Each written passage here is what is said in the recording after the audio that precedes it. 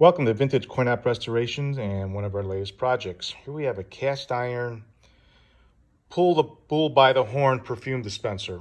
We're going to probably date this in the early 1900s. In fact, I think there's even a date on this one somewhere. Yeah, it actually does have a date. 1902. Now this is a Canadian version of this machine. There's a bunch of them out there. They're all different sizes, and they basically all dispense perfume. But the thing is how it dispenses it. Some have different coin mechs. This one has, I'll show you later on in the video how it actually dispenses a coin. But basically somebody would come up here and the slot is pretty large. That is all original, so I don't see anyone grinding the hole any bigger. And it fits a Canadian quarter just perfectly. So it seems to be a lot for perfume, but perfume was a luxury. So 25 cents in the 1900s, I don't know what the value of it is, but this slot hasn't been grounded open, so it had to have been for something of this size, because when we go around the other sides, you'll see where the actual coin gets dropped into.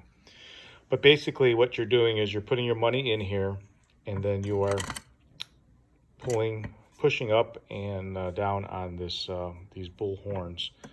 I'm not sure if it's the upward motion that actually dispenses it or the downwards, but we'll find that out. But it would be dispensing it out of this little hole here where it would atomize it. Now this one says the Worth Martin Company Limited, manufacturers, Toronto, Canada. Up on the top here, this would have been a mirror, but I've also seen it with a round glass with instructions saying insert 25 cents, pull down lever, and bring your handkerchief to the mouth of this bull, because you didn't like walk up to it and spray it on your neck.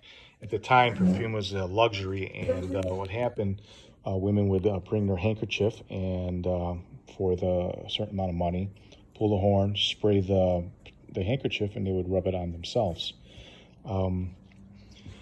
This piece itself, even whether this was a mirror or a instructions, it had a hook up here. So this might have been a hook, and down here at the bottom, you have a lock. So there might have been a separate piece. Now this is from a different dispenser,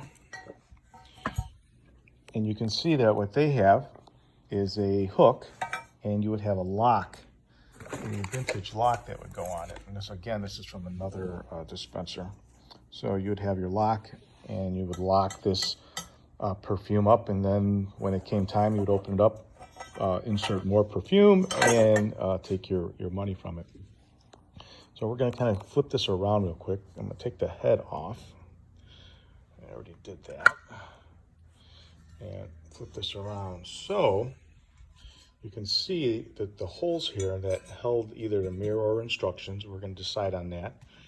And this whole piece very possibly could have been mounted to a wall and then used the eye hook here that came through for a lock. Or it could have been like a piece of ornate wood, quarter sawn white oak, something in that size, a little bit bigger, maybe with a little shelf for on the bottom half of this thing. It might have been a little wider. That's still to be determined, but basically, it's missing something. It could be just the same piece, but you can see that it does have a groove in here. So there could have been a plate, but that plate would be flush to here, so I can't figure out why this is at this level. So something to think about on how we're going to mount this, or maybe they just take the hook on top and mount it to a wall. It's still to be determined. So let's take a look at the head here. Let me flip this around, show you the detail. the paint. At one time, somebody painted this gold, and I don't think it's all original, because here I'm looking at it, you could see paint drippings right there. You can see somebody painted this by hand. It could have been 50 years ago. It could, this is definitely seen some time. But even if it was done, 20 years ago or 50 years ago, it does have a very nice patina. It's dusty, dirty a little bit, needs to be cleaned. So we're still wondering exactly what we're going to do with this. We can paint it. We can paint the whole thing and distress it and make it look old. I mean, this way we're complete, because we do have spots where the paint is completely chipped off, like right here.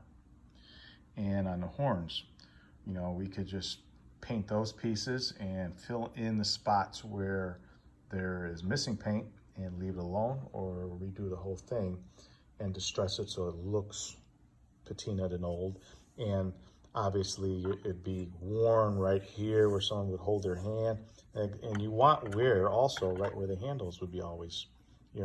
People's oil on their fingers, the perfume itself is destructive. It's an alcohol-based product, and paint just at the time finishes for furniture were made with lacquer, which is beetles' wings and denatured alcohol mixed together. So that's what they use, and it also it can deteriorate this. So that's why I would think that this would be usually more worn out. You can see on this other one that it's completely worn out just from usage. So we still have to figure out our finish. So that's something to look at. And here is the mechanism inside the bowl. It gets screwed here, and you'll see the screw over here. That spring hooks over here, and when you drop your money in, let me take this mechanism out. This is one of the reasons I thought that this might be a quarter, is because look at the size of the slot.